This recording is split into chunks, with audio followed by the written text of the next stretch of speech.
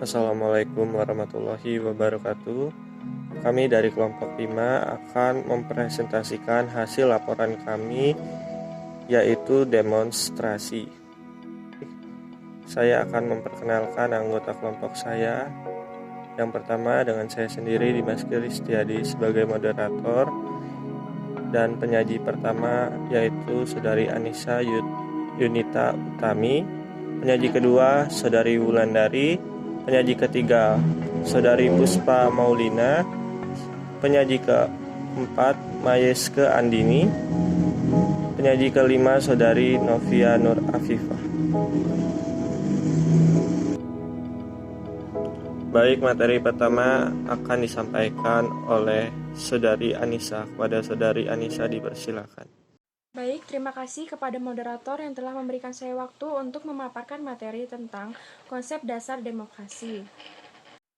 Secara ideal atau juga disebut sebagai definisi populistik tentang demokrasi, yakni sebuah sistem pemerintahan dari, oleh, dan untuk rakyat, maka pengertian demokrasi demikian tidak pernah ada dalam sejarah umat manusia.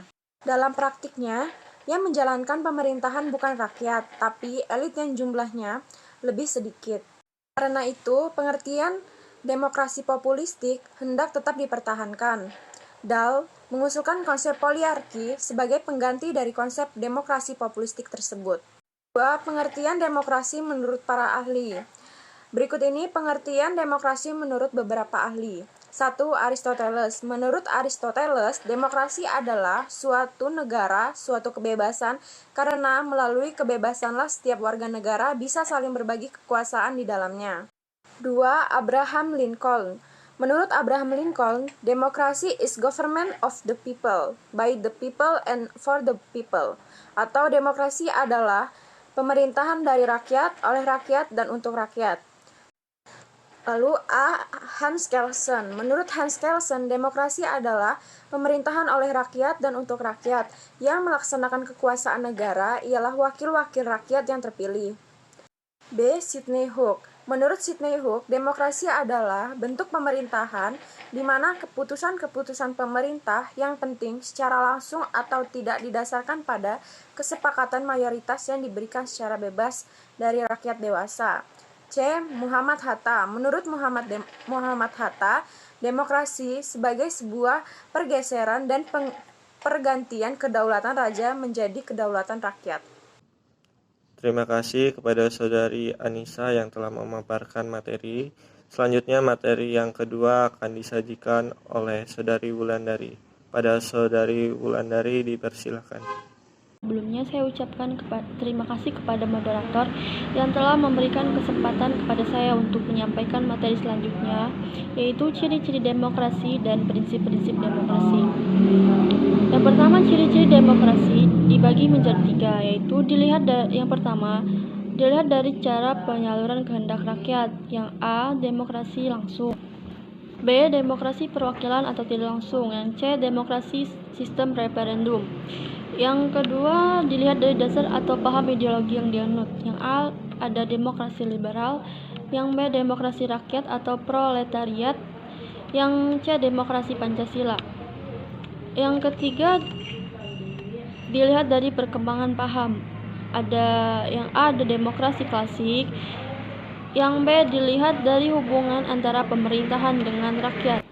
Yang pertama ada demokrasi liberal, yang kedua demokrasi terpimpin, yang ketiga demokrasi sosial, dan yang keempat demokrasi partisipasi, yang kelima demokrasi konstitusional.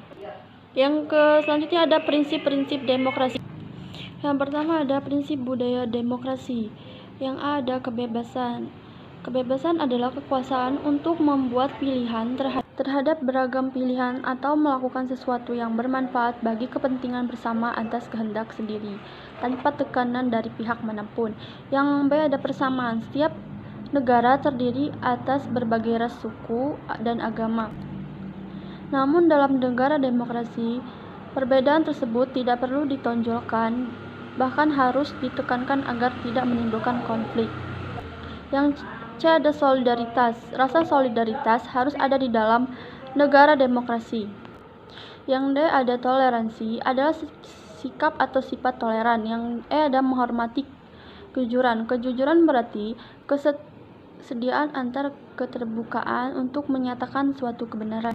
Yang menghormati penalaran. Penalaran adalah penjelasan mengapa seseorang memiliki pandangan tertentu, membela tindakan tertentu, dan menuntut hal serupa dari orang lain. Yang ada keadaban adalah ketinggian tingkat kecerdasan lahir batin atau kebaikan budi pekerti. Yang kedua ada prinsip-prinsip demokrasi yang bersifat universal. Yang ada keterlibatan warga negara dalam pembentukan keputusan politik. Yang tingkat persamaan atau kesetaraan tertentu antar warga negara. Yang tingkat kebebasan atau kemerdekaan tertentu yang diakui dan dipakai oleh para warga negara. Yang penghormatan terhadap supremasi hukum. Yang ketiga adapun prinsip demokrasi yang didasarkan pada konsep di atas, rule of law, antara lain sebagai berikut. Yang tidak adanya kekuasaan yang sewenang-wenang. Yang B, kedudukan yang sama dalam hukum. Dan yang C, terjaminnya hak asasi manusia oleh undang-undang.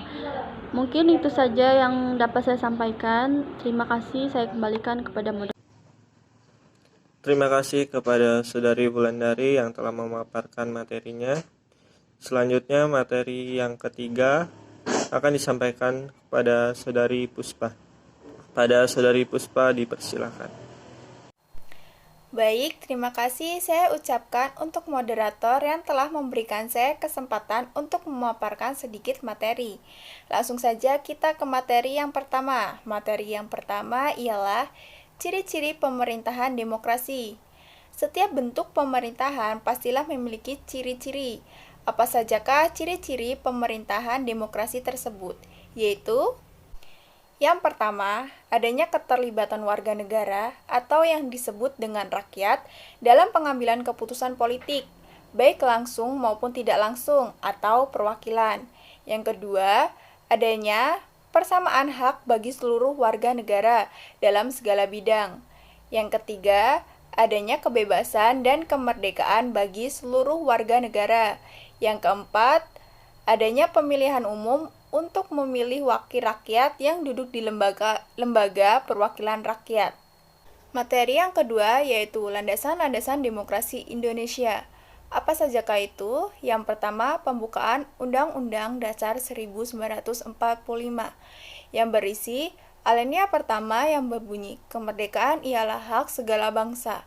Alinea kedua yang berbunyi mengantarkan rakyat Indonesia ke depan pintu gerbang kemerdekaan Indonesia yang merdeka, bersatu, berdaulat, adil, dan makmur. Alinea yang ketiga yang berbunyi atas berkat rahmat Allah yang maha kuasa dan didorong oleh keinginan luhur supaya berkehidupan dan kebangsaan yang bebas. Alinea keempat yang berbunyi melindungi segenap bangsa. Yang kedua, ada batang tubuh Undang-Undang Dasar 1945 yang berisi pasal 1 ayat 2 yaitu tentang kedaulatan adalah di tangan rakyat. Pasal 2 yaitu tentang Majelis Permusyawaratan Rakyat. Pasal 6 yaitu tentang pemilihan presiden dan wakil presiden. Pasal 24 dan pasal 25 yaitu tentang peradilan yang merdeka. Pasal 27 ayat 1 yaitu tentang persamaan kedudukan di dalam hukum. Pasal 28 yaitu tentang kemerdekaan bersyarikat dan berkumpul. Baik, itu saja yang bisa saya sampaikan, kurang lebihnya saya mohon maaf. Saya kembalikan kepada moderator. Terima kasih. Terima kasih kepada Saudari Puspa yang telah menjelaskan materinya. Selanjutnya materi yang keempat akan disampaikan oleh Saudari Mayeska. Pada Saudari Mayeska dipersilakan. Terima kasih. Di sini saya akan menjelaskan tentang perkembangan demokrasi di Indonesia.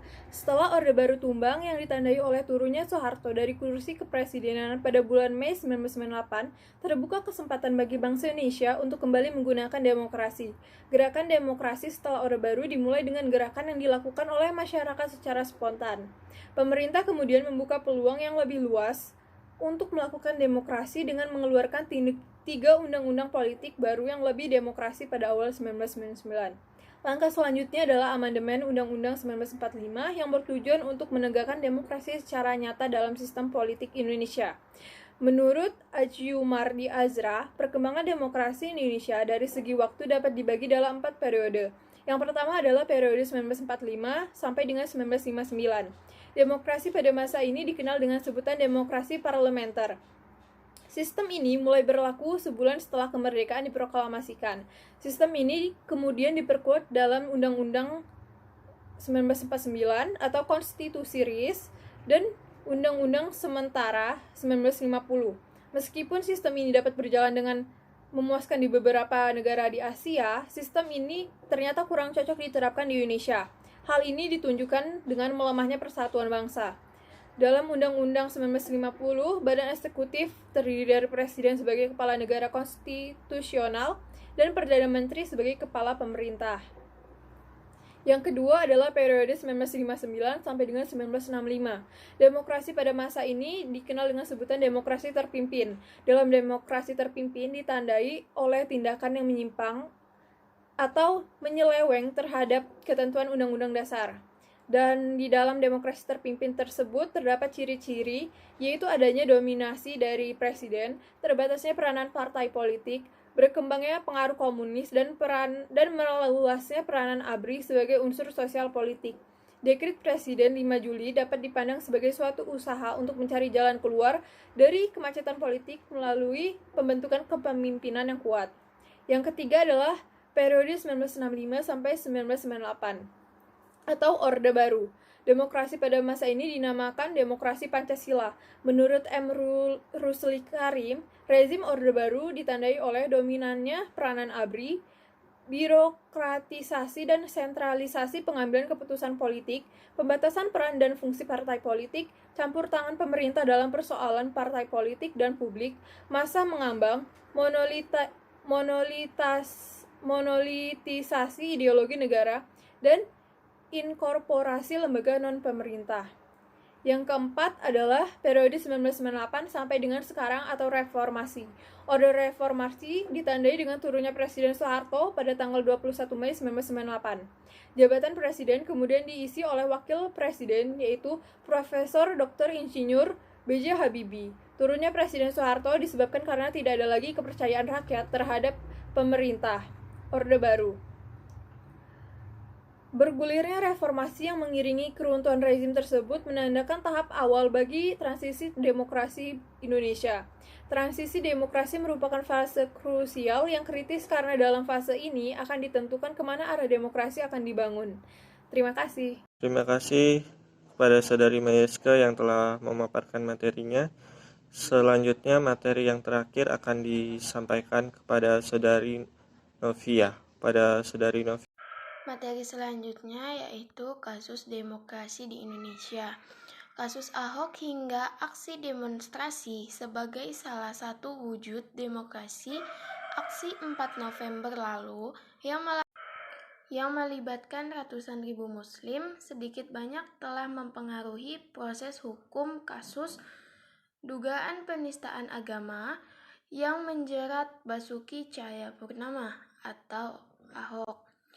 Aksi ini dianggap sebagai salah satu bentuk ekspresi demokrasi masyarakat dan sudah sepatutnya untuk dihargai dan diperhatikan serta dilaksanakan tanpa adanya anarkisme antar pendemo. Seperti yang dikatakan oleh Ketua Bidang Keadilan dan Perdamaian Persekutuan Gereja-Gereja di Indonesia atau PGI, Pendeta Hendrik Klokra mengatakan, itu ekspresi demokrasi dan harus diberi ruang, tapi tidak anarkis. Jadi, ekspresi para peserta aksi, biar bagaimanapun juga, harus dihargai oleh semua pihak. Semua orang di negeri ini harus diberi kesempatan untuk menyampaikan aspirasinya.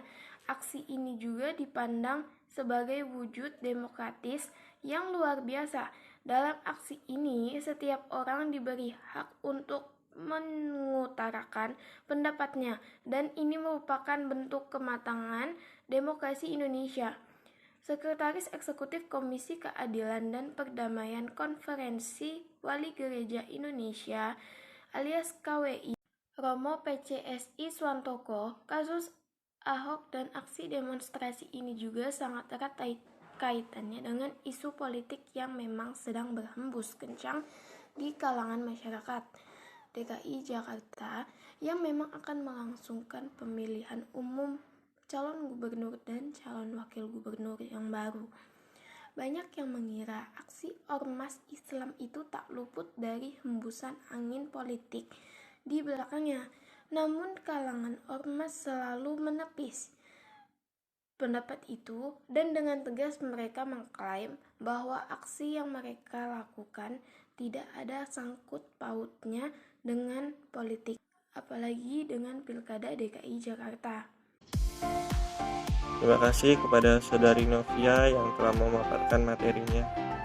Demikianlah hasil presentasi kami. Kurang dan lebihnya kami mohon maaf. Kami akhiri. Wassalamualaikum warahmatullahi wabarakatuh.